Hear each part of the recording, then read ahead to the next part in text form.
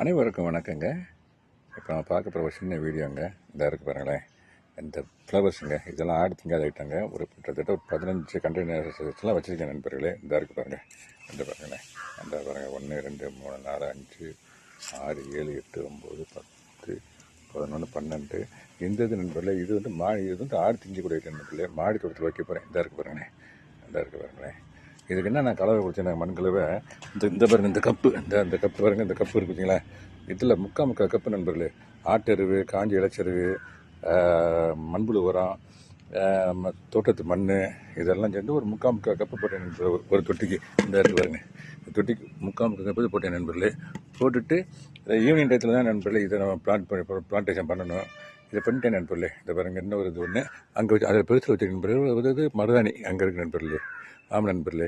Okay நண்பர்களே, இதை மீண்டும் ஒரு நல்ல வீடியோ செஞ்சுட்டு நண்பர்களே. அது ஒரு நண்பர்களே.